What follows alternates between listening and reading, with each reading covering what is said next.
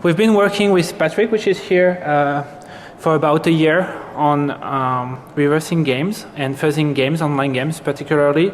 And before I start, we have a bunch of questions for you guys. The first one would be, how many of you ever play online games? Please raise your hand. All right. Some people don't, okay. Didn't expect that. How many of you ever thought of cheating? Come on, don't be shy. Don't be shy. Okay. How many of you really succeeded in doing that?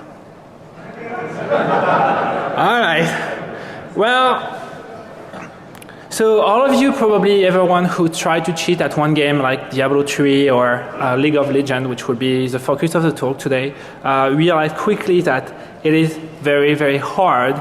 And when we started to do the presentation for this talk, we had two options. The first option was, well, how about doing a talk where we show you a bunch of attacks or a bunch of how we crash games, and the second one was more into telling you how we did it. And we decided to take the later route because since I've been doing a lot of fuzzing and a lot of reversing on games for the last 3 years, I have been cruising a bunch of forums, and most of the thing I read is I know assembly code, I know C++, how do I do reversing games? And most of the skill sets that you need to do that are not your standard reverse technique idea or skill set. So what we hope you to get from this talk is ideas on how next time you want to test a game, not for cheating of course, but for intellectual satisfaction, you have the right skill set, right? Yeah. By the way, if you start cheating at Diablo 3, I will be super angry because I'm still playing it, so please hold for a little while before you start doing that. Thank you. It's a very, very tough place, and over the last year we met a lot of incredible people, and before starting we want to acknowledge them because they did some of the work and we didn't want to take credit for it. So we want to thank particularly Drew, Muaziz, which did a lot of work on Diablo 3, and Intline9, which did a lot of work on League of Legends, and we are building on what they did, and we helped them along the way, and they helped us, so it's really like they should be there together with us, at least here in spirit, I guess. So, why fuzzing online game is so hard? Well, in theory it's super simple. You have a server and you have a game and nothing special in it except a few things. First, well, you don't have the server. When you try to fuzz, let's say, Apache or a FTP server, you usually have the binary at the very least, so you can actually instrument it, look how it works, and you can relaunch it and stuff. When you are fuzzing games, you don't. You simply don't have the server. The server is something out of your reach. You don't know how it works. You don't know how it's run, on which platform it is run. It's completely obscure to you. And by the way, do not fuzz games server. Fuzzing game server is illegal, and I have to put this disclaimer somewhere. Do not try to fuzz Diablo 3 gamer server. I never tell you to do that. Do not do that. You can maybe fuzz the client, that may be illegal. I'm not a lawyer, but I'm pretty sure fuzzing server is illegal. Yeah. The second thing is, when you look at the protocol, over the time they became more and more complicated. I'm going to tell you more about the one about Diablo 3 and the one on League of Legends, but most of them, maybe except Farmville, are very, very complex and encrypted, and you don't really know what's inside, so it's really hard to just fire up a sniper and just look at packet. Won't give you much these days. You have to really work harder on that. And finally, well, games try to do the best they can to prevent you for debugging the code, so they have anti-debugging techniques. They also have active security checks.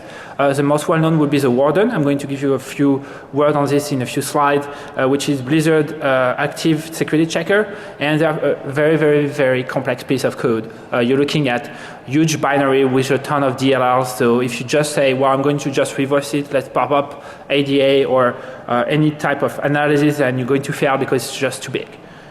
And then when you look at that, you like this. That's actually my usual face, which is like, ooh, that hurts, it's really hard, and you make no progress. When Patrick joined me like 6 months ago, he spent probably like 2 months doing zero progress. It's like very frustrating, and we don't want you guys to feel the same, so we try to give you a pointer of how to not be stuck. It's possible, And most people are like this in the forum. I don't know what to do. How am I starting? What is the thing I should need to know? Well, friends, there is hope. It is possible to fuzz game. It is possible to have results. You just have to be very creative, and we really have to think out of the box and use some sort of technique that you might not feel like are linked to reverse, but actually are really useful. And yes, I'm going to give you statistics, and yes, we're going to do some mathematical analysis of packets, because at some point, as you will see, there is no other way. And it actually would be faster than just reverse the thing. So what we really want you to take out from this talk is the new techniques, or the techniques revamped to first games that we come across over the last year, and then you can take them home and try to play with them, and hopefully you will help a bunch of open source projects that are around games, and a lot of good come out of that. So here's our master plan for today. We have the game, we have the server, so what we try to do usually is we try to be in between. We want to have our tool to actually intercept the traffic and be able to see the packets. And here is our first twist, is we also want our tool to correlate that with memory offsets. One of the things which is very powerful is when you combine network traffic with memory analysis, because you know what packet affect which state, and then you can write things like, if I see this packet, what are the packet I see when this value climbs up, or which value comes down, and so forth. So it's actually a very useful technique to combine both of them. So today we're going to show you 4 things. One is how do you intercept traffic, which is the first step. Then how you have to bypass encryption. So every game uses encryption, so you have to do that before doing any works. Then how do you reverse the traffic? When you have decrypted your packets, how do you actually come up with a understanding of what it is? And then we'll finish by telling you a little bit of when you have the packet and you have the ability to fuzz and you sort of know what you want to do, how you monitor the results on the client side. So, intercepting traffics. There is mainly 3 ways for intercepting traffics. The first one is you take your game and you do something which is well known, which is DLL injections. I'm speaking of Windows games. For Linux fan, it's more like a LD preload, where you try to overwrite a specific set of functions. The other one is you work at the OS level, and where you have to write a driver, or you use a VM, you put your game into the VM. Depending on how graphic intensive is your game, you might or might not be able to do that. And then you write a driver which is going to intercept the packets before they leave the box and before they hit the router. Or the last way is to actually have the network or the hypervisor and just do this interception after the packets leave the box. Okay. So, hooking WinSock. So most of the games in Windows use WinSock, which is a Windows Socket API, which is a standard way to send and receive packets. I have yet to see a game which doesn't use it. And basically there is a couple of functions that you want to basically overwrite. The first one is connect, which allow you to manipulate where the game connects.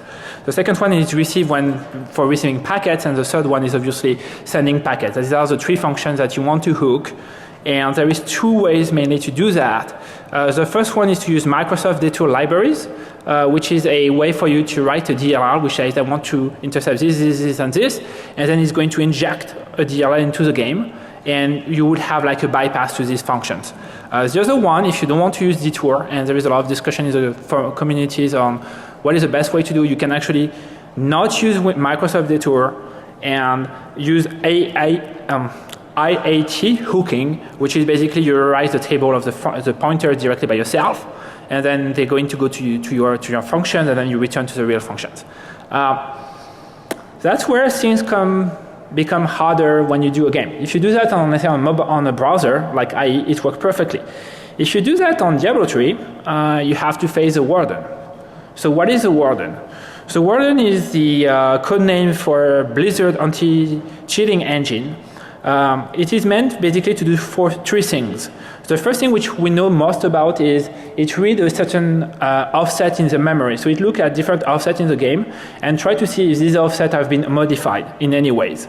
It also scans the list of processes you have run on your computer for known bots or known executable like debuggers, packet interceptor, sniffer, and so forth, and report it to Blizzard. And last thing, it actually seems to be able to run a blob of code. So basically, sometimes it fetches a blob of code and just run it, and returns the result to Blizzard. What it means for us is that if you use hooking, you will get caught. You will. There is like no, you might not be caught right away because you might inject or hook a little bit differently than the receive or send function, and you can be upper this function, but sometimes they will figure this out and you get caught because the wardens can, for every time, ways of injecting DLRs. So, the other options that we sort of we use for the last 6 months is write a driver. 2 years ago, we were starting to do using LSP, which was the old way to do it by Microsoft. There was actually a talk at Defcon 15 on that. It's to tell you how old it is, like 5 or 6 years old. There is a new one we came out, which is actually easier. So if you want to look at doing that, the easiest way to do is to use the Windows filter platform, which basically you can tell I want to intercept TCP connection or I want to intercept the stream on top of it, and it makes it easier for you because it's going to resync TCP counter for you and so forth. So it's pretty good.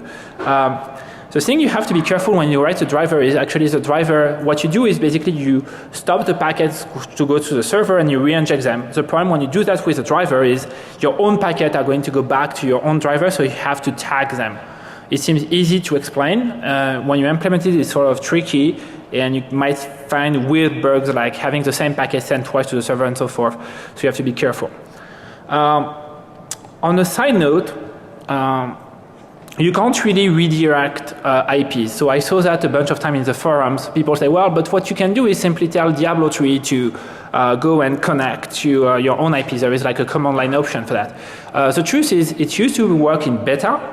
In release, you can't do that. Basically, the server sends a packet, a challenge packet to Diablo 3 with the IP of the server, and if it actually doesn't match the list it has into a DLR, which is downloaded every time you launch a game, it's going to refuse to connect. So you actually have to, the Diablo 3 has to believe that you connect to the right IP, otherwise you can't actually launch a game. And some people will say, well, but I can hook these functions. Well, if you hook these functions, the warden is going to catch you, so you can't do that. You have to either reroute the IP to a different box, or you have to do the driver interceptions.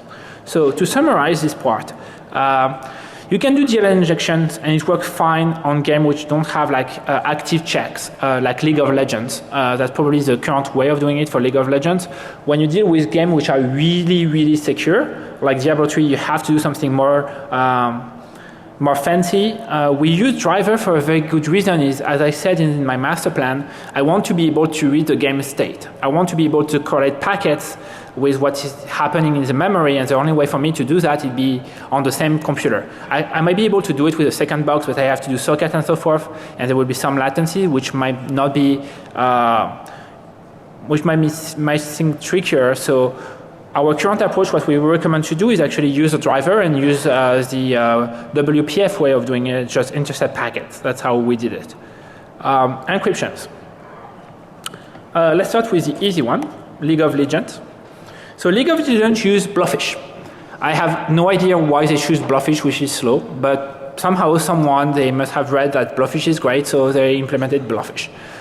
So League of Legends have two binary, one which is the launcher where you find your game, and then you click play, and it launches a game. The interesting part of that is actually when you click on launch, the key, the Blowfish key appears in the command line. So they have some sort of encryption. Not a big deal.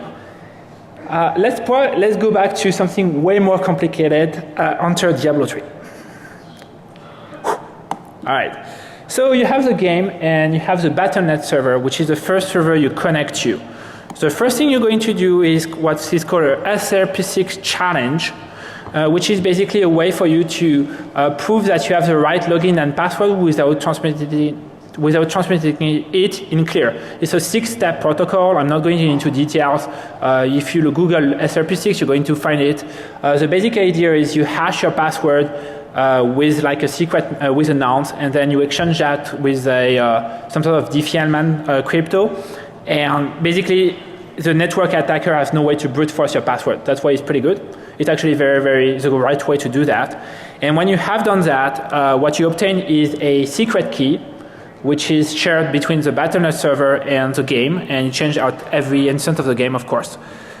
And then you use that to start TLS. So you do TLS PS key, which is pressure-read key. So basically, they start to do TLS. Instead of using certificate to exchange the keys, they actually use the keys they have used in SRP6. And when this is done, and you say, OK, I can do all of this, you have the RSA challenge. And I'm going to explain you a little bit what is the RSA challenge is. And then after that, you actually connect to a second server, which is what we call the game server, where the actual game occurs. You know, when you click play, actually you are moving to another server. And no, Blizzard do not put the key into the command line. Not this time. So why a RSA challenge? So TLS PS key is basically using SSL with a pressure-read key, which is the one you exchanged during the SRP6 challenge, and it should be perfectly fine for us because, well, I know my password, so I can recreate the SRP6 challenge on my interception mechanism. And so there is no way for Blizzard to know that it's an end-to-end connection, so they use a RSA challenge, so the client expects a message which is signed with the private key of Blizzard, and if this is not showed by, if it's not valid, then the game will refuse to launch again. It's actually located into the password DLL. So basically what happened is we don't know the key. We don't know Blizzard's private key, and the game expects you to have this challenge signed by the private key of Blizzard, otherwise it will refuse to launch. So it's a way for them to do authentications. And it's actually perfectly meant to be prevent exactly what we want to do, which is man-in-the-middle attacks. So there is two ways to bypass the challenge. One is you're going to factor RSA key, which is, as far as I can tell, impossible. Or you're going to patch the game. But if you patch the game, you know what happened? The warden is going to go after you. Remember the warden which look at the offset? They actually look at the offset of the key. So if you try to change the key or change the task, they're going to catch you. So that's probably what a happy face you make. And you're like, okay, that's become complicated. So you start to thinking, well, maybe I can put into debug mode, swap when during the challenge and be very quick and remove the swap. Or I might intercept the warden and I might actually trick the warden into not scanning the right offset. And then you look more and more, and then you realize something really deep. Traffic to the game server is not encrypted.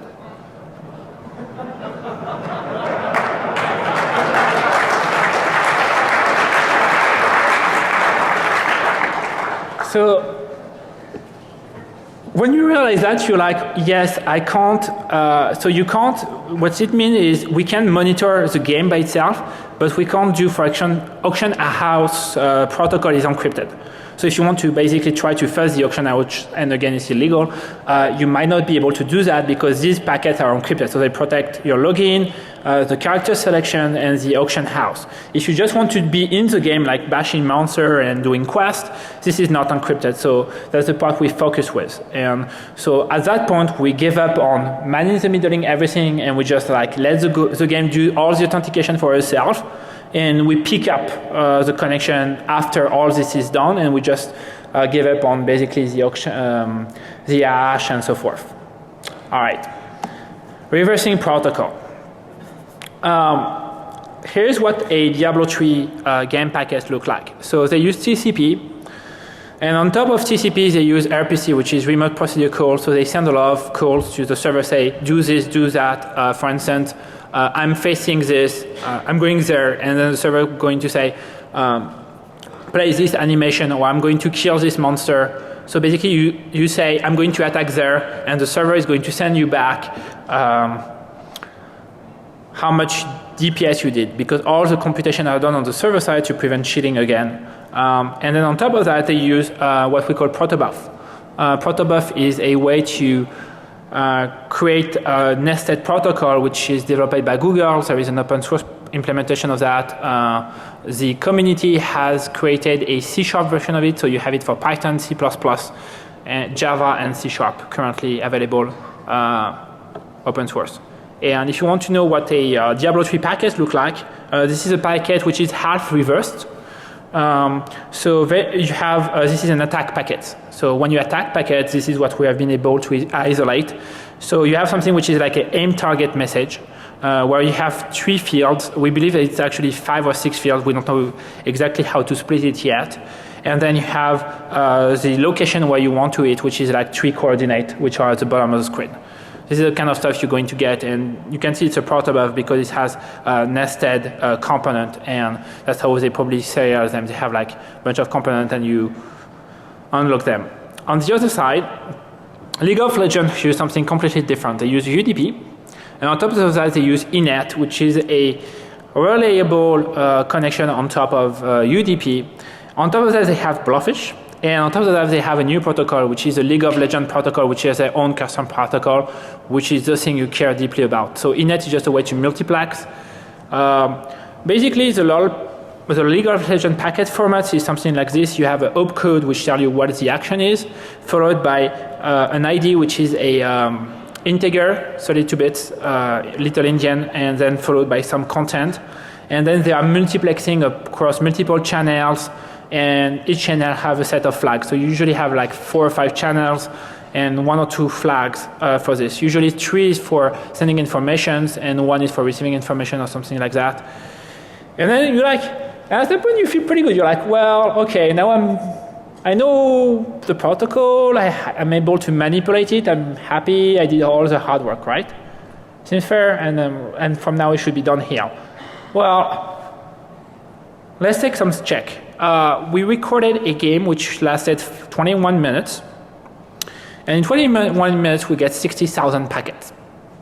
That's a lot of data to process. And on average, you get about 48 packets a second. So if you try to do that with a sniper, well, you won't see anything. If you try to process that with a sniper, well, it's going to take you a lot of time. And we have isolated 78 different opcodes. So there's also a lot of different packets. So if you want to graph that, we have some bursts to up to 80% or 90 packets a second at some point, and then it's very, very, very oscillating, and it's not hard, not easy to do that like with that. And then, well, yeah, there is too much stuff to process. You can't just look at it and just figure out what it is because it's actually too much data. Well, there is no such thing as too much data. You know, having a lot of data is good. Because if we have a lot of data, we can start to do something like statistical analysis, and don't be afraid, it's pretty easy, to actually figure out a lot of things by themselves, and then use that. So what I propose to do from there is first we're going to bucket, which is basically split the traffic by opcode, because we know that each opcode is separated, and then try to do some what I call differential analysis. I'm going to show you how it works. Then we're going to try to mutate this to do the fuzzing, and then we can inject the code and just look at the data and see how it's going to work. So bucketing is very simple. All you do is you look at the opcode and you say, well, if it's opcode A, I'm going to put it into the bucket A, and if it's B, I'm going to put it into the bucket B, and that's all there is to it. So it's not hard, and it's going to be like 4 lines of Python or something. And then you have your bucket, and then you can work on each of them in isolations.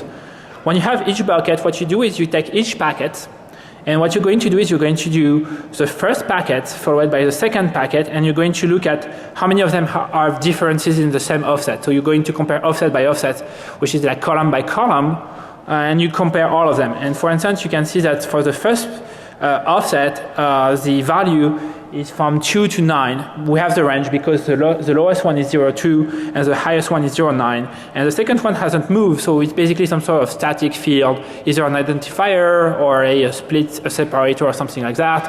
And the third one is also separated. When you have that, you have to do a second step where what you do is you do differential analysis between traces. So you have one traces which might have this shape where the first offset is variable, the second one is fixed, the third one is fixed, and then you, for instance, look for the second player trace and you compare those two. And what you can see from there is that, of course, the first offset have variations, the second one is fixed, but actually the third one is also variable because it's probably the ID of the user or ID of the player, so you can actually get more data. If you want all of this, I put all the differential analysis on the League of Legends protocol into the GitHub. If you look for League of Legends init line, you're going to find them. I have all of them in public. And when you have that, well, you can say, well, now I can fuzz everything.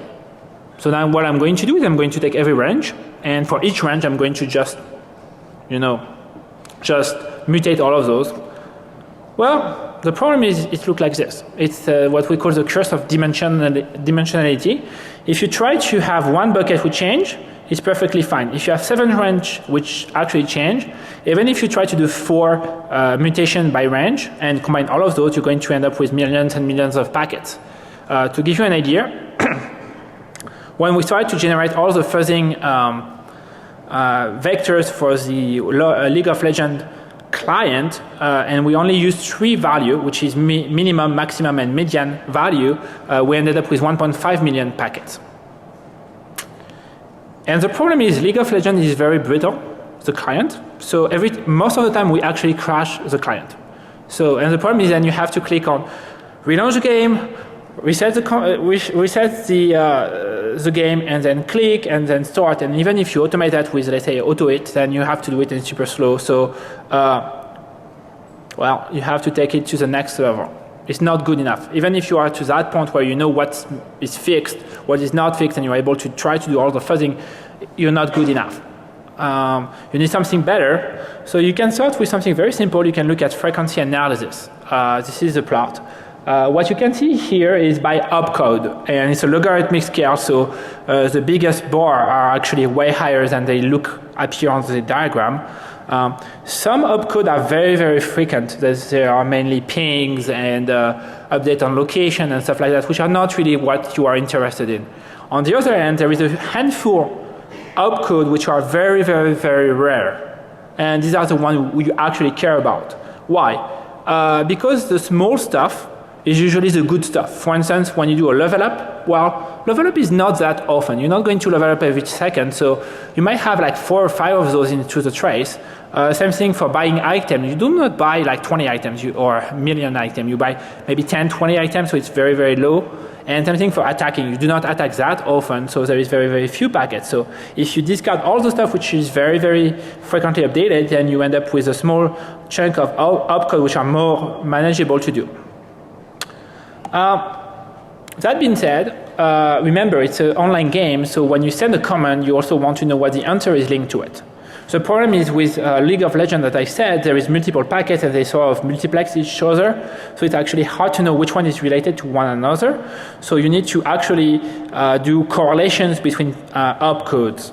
For instance, when you have an attack trigger, you want to know what is the response from the server for that, or when you do assign a new skill, what you really want to know is, well, what is the server entering to me and how I can play with that. So to do that, you do something which is fairly standard, which is called n-gram analysis. It's a big word for, and I'm going to show you big-gram, it's actually a big word for something which is dead simple. What you do is you only take the opcode, and then you take the first packet, and then the second packet, and then you say, well, I see these 2 opcodes one after the other one time. And then you move and you say, well, I see these 2 opcodes one after the other one time, and so forth. And at the end, if you repeat across all the trace, you're going to get some of them which are more frequent than others. And it's going to get actually rid of the noise. So if you actually trigger something multiple times, it's likely that at some point the answer and the response which are related are going to appear close together more often than others.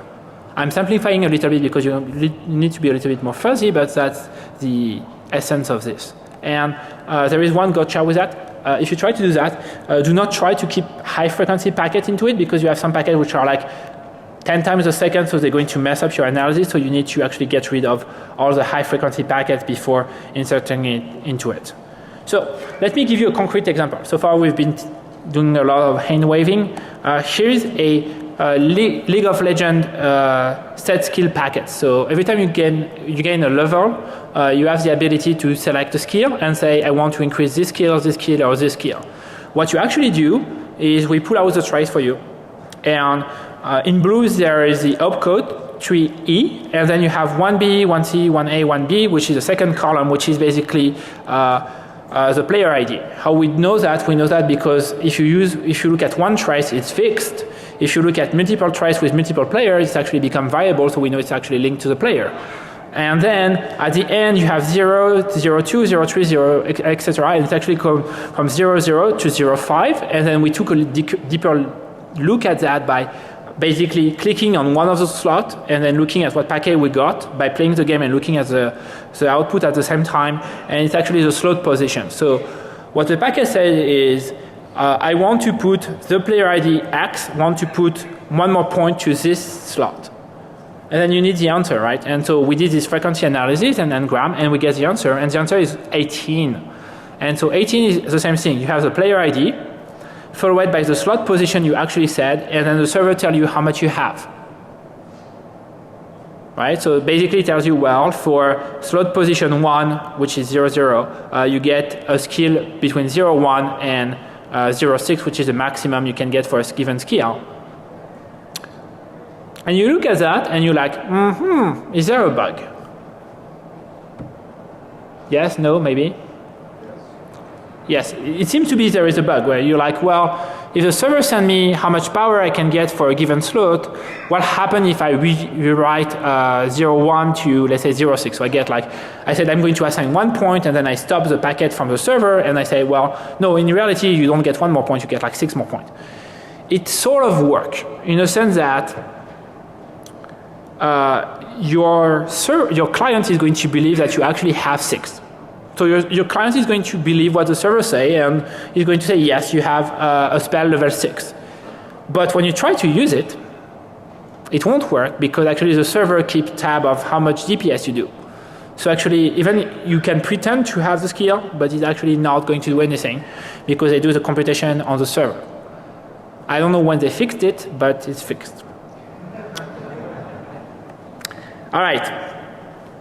Another way to do it we found very useful is binding a specific set of keystroke to our keyboard before we're doing an action. So we actually say we usually use Control X, and so we press Control X just before we want to the action we're interested in, and then our software actually add to the trace, so a click event into the trace.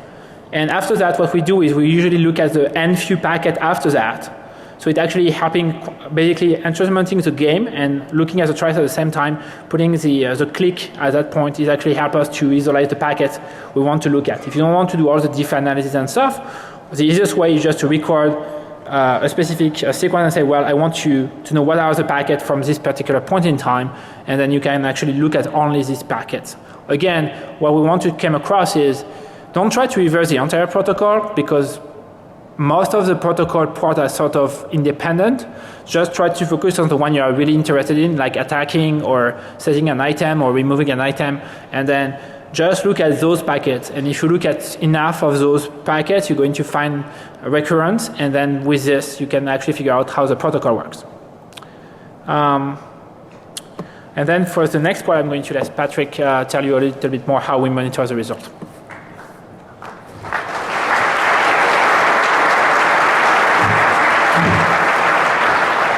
Okay, so what about monitoring the results? Remember, the bigger picture is to build a fuzzer, so we kind of need some way to automate the monitoring of the results so that we can build some scripts, for example, that is going to check whether or not we succeeded. So how do I do that? As my packet affected the game state. To do that, we need to read the state of the game. We have a couple of ways to do that. The first one is to read the game memory. So we are going to inject a packet, and then we need to find the memory offsets of the potential value that is going to be affected. And this value will give us an idea of how we succeeded in changing the state of the game. For example, if we take the health of the player of the number of gold pieces, we can say that I have 10 gold and now I'm trying to buy an item and I have 11 gold. So did my injection work? Now, how can I find the offset in the memory?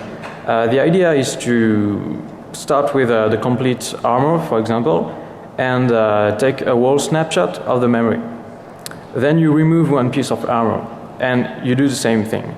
You filter all the values that didn't change, and you keep the good stuff. And then you do it again. You change another piece of armor, and you take another snapshot and filter the values. And again, and again. And at the end, it's likely that you will find the relevant value in a couple of iterations.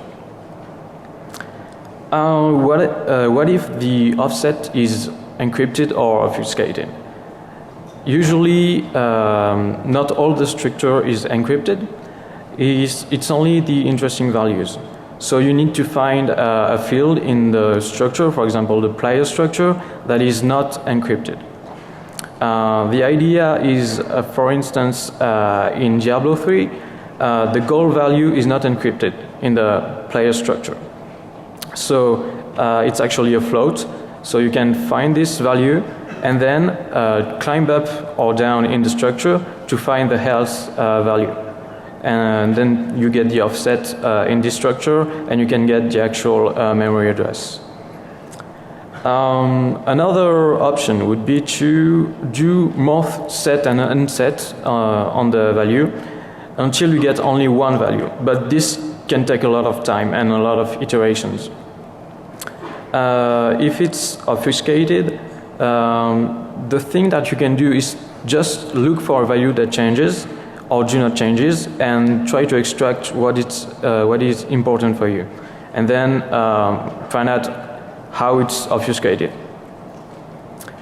Okay, so that's it for the game analysis TAO. Thank you for coming, and you can follow us on Twitter or G+.